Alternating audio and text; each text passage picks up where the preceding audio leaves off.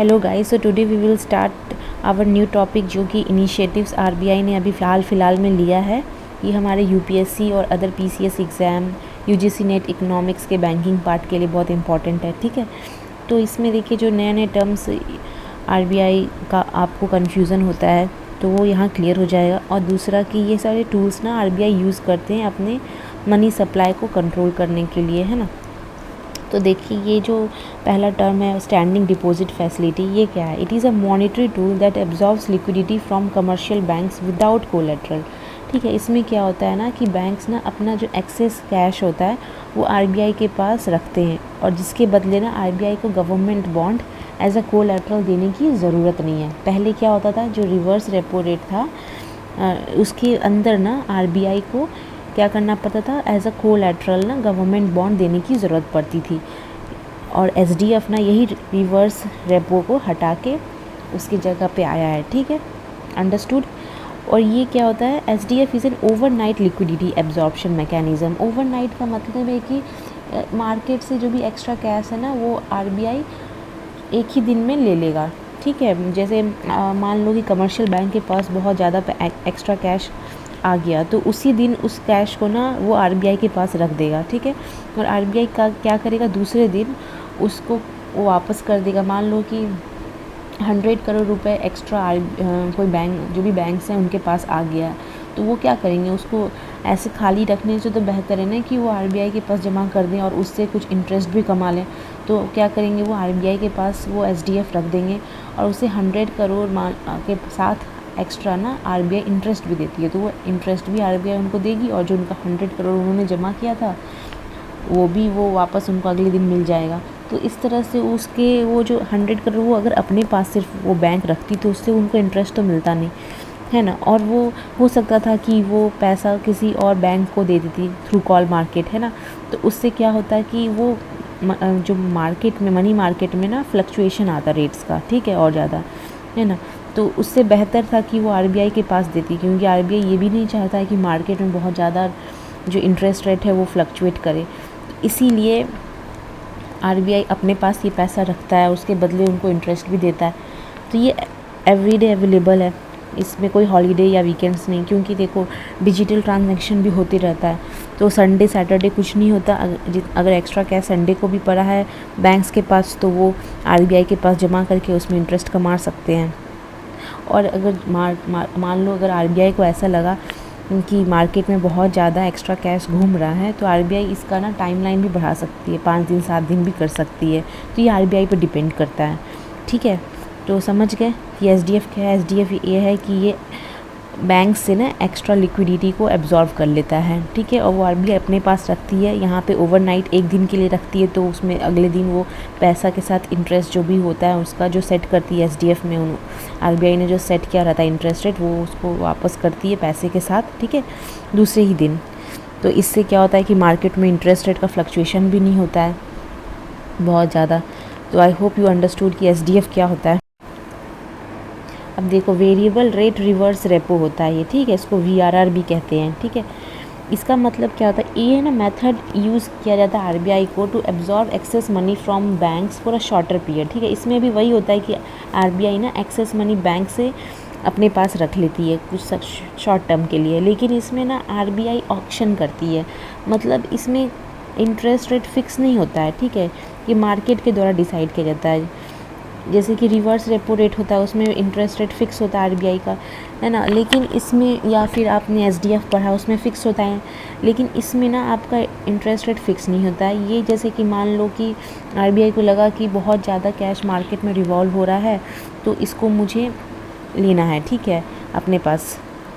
तो ये क्या करेगी आरबीआई जैसे मार्केट में जाएगी, ठीक है, इसको ऑक्शन करेगी कि मुझे भाई 1 करोड़ रुपया चाहिए या 100 करोड़ रुपया चाहिए और आपको जो है मैं इंटरेस्ट प्रोवाइड करूँगा। तो बताओ कि कितने लोग कितना इंटरेस्ट चाहते हैं। ठीक है, और मुझे कितने लोग 100 करोड़ रुपया देने के लिए तैयार हैं और बदले में मैं उनको इंटरेस्ट दूंगा। तो कितना इंटरेस्ट लोग लेना चाहते हैं उसके हिसाब से, जैसे बैंक के बोलेगा मुझे 5.8 चाहिए, बैंक भी बोलेगा मुझे 5.7 चाहिए, बैंक सी बोलेगा मुझे 5.9 चाहिए। ठीक है, तो वो देखेंगे, आरबीआई देखेगी चलो बैंक बी जो है 5.7 में रेडी है, तो वो 5.7 सबसे लोएस्ट जो है, जो जिसमें उनका होगा वो तय हो जाएगा, और उसी में आरबीआई जो है उसके साथ, उस बैंक के साथ डील कर लेगी और उसका पैसा ले लेगी और उतना इंटरेस्ट उसको देगी। ठीक है, तो आई होप यू अंडरस्टूड कि यहाँ पे क्या होता है, यहाँ पे ऑक्शन के थ्रू होता है, यहाँ पे वेरिएबल रेट होता है, यहाँ पे जो बैंक सबसे कम रेट में अपना पैसा देने के लिए आरबीआई को तैयार होती है, वहाँ पे आरबीआई उसका पैसा ले लेता है। अब को लैंडिंग नॉर्म्स पढ़ते हैं। ठीक है, तो को लैंडिंग नॉर्म्स क्या होता है, आरबीआई ने ना इशू किया था अभी डायरेक्शंस, देखना यहाँ क्या लिखा हुआ है। Recently RBI issued revise direction for co lending arrangements between banks and NBFCs. ठीक है, तो बैंक्स और एनबीएफसी ना दोनों मिल के लैंड कर सकती है। अब कहाँ लैंड कर सकती है, देखो बैंक ना जो छोटे बिजनेसमैन होते हैं या छोटे किसान होते हैं, उनको लोन देने में थोड़ा सा हिचकिचाती है, उनको रिस्की लगता है, क्योंकि उनको लगता है कहीं ये लोन एनपीए ना हो जाए। ठीक है, नॉन परफॉर्मिंग एसेट ना हो जाए, इससे मुझे हो सकता है कि रिटर्न ना मिले। ठीक है, वहीं आपका जो एनबीएफसी होता है, उनको फाइनेंस की थोड़ी दिक्कत होती है, उनके पास उतने फ़ंड्स नहीं होते, तो बैंक यहाँ पे बोलती है कि चलो मैं तुम्हें फ़ंड्स प्रोवाइड करूँगा, लेकिन चूंकि एनबीएफसी का रीच बहुत ज़्यादा होता है, तो वो बोलते हैं कि ठीक है, मैं सारा पेपर वर्क और ऐसे कारोबारी को ढूंढ के लाऊँगा जिनको फ़ंड्स की ज़रूरत है। तो एनबीएफसी ऐसे लोगों को ढूंढता है जिनको फ़ंड्स की ज़रूरत होती है, जैसे छोटे किसान हुए, छोटे बिजनेसमैन हुए, उनको ढूंढ के लाता है। ठीक है, और बैंक एनबीएफसी को फ़ंड प्रोवाइड करती है, तो ऐसे दोनों मिल के लैंड करते हैं। अब आरबीआई ने कहा कि दोनों को ना कम से कम 10% रिस्क उठाना पड़ेगा उस लोन का, मतलब कि अगर उधार देने वाला ना पैसा नहीं लौटा पाया, तो दोनों को थोड़ा थोड़ा नुकसान झेलना पड़ेगा। इससे क्या होगा कि दोनों एनबीएफसी और बैंक जो है लापरवाही कम करेगा, और यही इसमें बोल रहा है कि अगर एक लैंडर ने उसको एनपीए टैग कर दिया उस लोन को, तो दूसरा को लैंडर भी एनबीएफसी भी उसको एनपीए टैग करना चाहिए उस लोन को। ठीक है, वही है, और आगे देखते हैं क्या बोल रहा है। फिर ये जो है आपका प्रायोरिटी सेक्टर लैंडिंग्स को भी क्वालिफाई करता है कि अगर बैंक और एनबीएफसी पीएसएल एरियाज़ में अगर लोन देते हैं, को लैंडिंग करते हैं, तो ये जो है प्रायोरिटी सेक्टर बेनिफिट्स को क्वालिफाई करते हैं। ठीक है, अब हम लिक्विडिटी एडजस्टमेंट फैसिलिटी पढ़ते हैं। ठीक है, तो इसमें क्या होता है ना कि ये सब जो हमने पहले पढ़ा है वही चीज़ है, बस इसमें मैं आपको बता रही हूँ कि इसका कोर कंपोनेंट कौन कौन सा है। एलएएफ का, एलएएफ क्या है, is the primary monetary policy tool used by RBI to manage liquidity in the banking system and control short term interest rate. It acts as a control room for money supply. ठीक है, तो liquidity adjustment facility ना एक monetary policy tool है जिसके तहत RBI liquidity को manage करती है, कि मनी सप्लाई को मैनेज करती है बैंकिंग सिस्टम में, और ये किससे डील करता है, ये शॉर्ट टर्म इंटरेस्ट रेट से डील करता है। ठीक है, अब इसका कोर कंपोनेंट क्या क्या है, तो इसका कोर कंपोनेंट है, पहला है रेपो रेट, है ना, इसको हम लोग बेंचमार्क रेट भी कहते हैं। इसी के थ्रू जो दूसरे बैंक्स होते हैं, कमर्शियल बैंक्स, वो अपना लोन रेट फिक्स करते हैं, और प्लस उनका जो मार्जिन होता है उससे वो प्रॉफिट कमा सकें, उसको मिला के वो लोन देते हैं ना। अगर रेपो रेट मान लो कि 5% है, तो उनमें उसके साथ वो अपना प्रॉफिट ऐड करेंगे, जितना उनको अपना कॉस्ट वगैरह लगता है सारा, है ना, मेंटेन करने के लिए अपना सारा चीज़, अकाउंट, वो सारा चीज़ वो देख के अपना प्रॉफिट ऐड करके इसमें क्या करेंगे, लोन रेट ये फिक्स कर देंगे। तो रेपो रेट क्या हो गया, रेपो रेट जो है आपका बेस रेट है, बेंचमार्क रेट है, जिसके तहत सारे कमर्शियल बैंक अपना लोन रेट फिक्स करते हैं।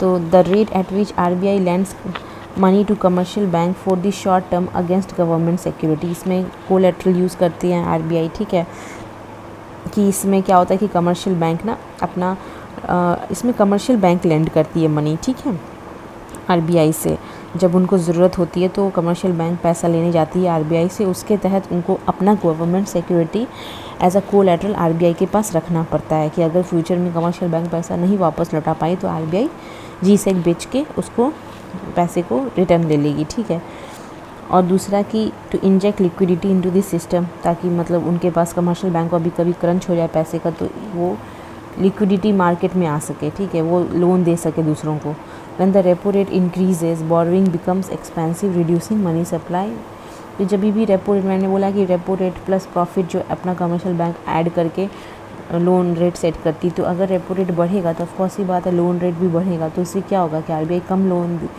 लोग कम लोन लेना चाहेंगे आरबीआई से, तो इससे मनी सप्लाई घट जाएगा, है ना। तो ये इन्फ्लेशन कंट्रोल करने में भी हेल्प करता है। फिर स्टैंडिंग डिपॉजिट फैसिलिटी है, ये तो मैंने आपको बता ही दिया, है ना, कि ये इंट्रोड्यूस किया गया था कॉन्सेप्ट 2022 में। This is a lower bound of the LAF corridor. तो लिक्विडिटी एडजस्टमेंट कॉरिडोर का ना ये फ्लोर रेट होता है, ठीक है। इससे नीचे ना इंटरेस्ट रेट नहीं जाता है, इसी के एमएसएफ और एसडीएफ के बीच में ही इंटरेस्ट रेट घूमता है, ठीक है। तो ये है lower bound of the LAF corridor. इसमें क्या होता है कि bank deposits their excess cash with the RBI to earn interest. So I told you कि ये ऐसे होता है, ऐसे काम करता है, ठीक है। इसका तो मैंने बता ही दिया कि इसमें कोलैटरल की ज़रूरत नहीं पड़ती है ना। तो ये सारा चीज़ मैंने बता दिया। अब मार्जिन स्टैंडिंग फैसिलिटी पे आते हैं। मार्जिन स्टैंडिंग फैसिलिटी क्या है कि ceiling upper bound of the LAF corridor, ये अपर बाउंड, अपर लिमिट होता है, ठीक है, जिसके ऊपर इंटरेस्ट रेट नहीं जाता है। तो ये आरबीआई जो है ना, ये तभी यूज़ करती है जब कोई बैंक ना को बहुत इमरजेंसी होता है और उनके पास ना रेपो कोटा नहीं होता है। मतलब रेपो कोटा यहाँ पे कि रेपो रेट के थ्रू वो नहीं ले पाती है, कि उनके पास इतना गवर्नमेंट बॉन्ड्स नहीं है कि वो रेपो रेट के थ्रू कोलैटरल, क्योंकि रेपो में कोलैटरल रखना पड़ता है और एक फिक्स अमाउंट तक ही आप वहाँ से लोन ले सकते हो आरबीआई से। तो जब वो रेपो के थ्रू अपना अब रेपो कोटा उनका नहीं रहता है, तो वो जब उनके पास, आई मीन टू से कि जब उनके पास गवर्नमेंट बॉन्ड नहीं होता है उतना ज़्यादा कि वो रेपो के थ्रू ले सके लोन, तो वो क्या करती है फिर, और मार्केट से भी अगर वो नहीं उठा पाती, अगर मार्केट से उठा ली, मान लीजिए वो कॉल मनी मार्केट है ना, वहाँ से उठा ली, तब तो उनको कोई दिक्कत नहीं है। लेकिन अगर वो नहीं उठा पाई और रातों रात उनको ज़रूरत पड़ गई पैसे की, तो फिर आरबीआई उस केस में बोलता है कि चलो मैं तुम्हें मदद को करूँगा, लेकिन मैं तुम्हें हाई इंटरेस्ट रेट चार्ज करूँगा, मैं तुम्हें पैसा दूंगा लेकिन तुम्हें मुझे बदले में ज़्यादा इंटरेस्ट देना पड़ेगा। और इसमें वो ना अपना एसएलआर कोटा जो उनको मेंटेन करना पड़ता है, उसका गवर्नमेंट सिक्योरिटी वो रख सकते हैं आरबीआई के साथ एज अ कोलैटरल, बट ये सिर्फ एमएसएफ के साथ वो कर सकते हैं, है ना, बाकी दूसरे चीज़ के साथ नहीं। तो mandatory SLR quota bonds as collateral to borrow under MSF. तो आप समझ गए उसका क्या मतलब है कि एमएसएफ इमरजेंसी में ही यूज़ करते हैं बैंक, और वो अवॉइड करते हैं क्योंकि इसमें बहुत ज़्यादा इंटरेस्ट रेट चार्ज होता है।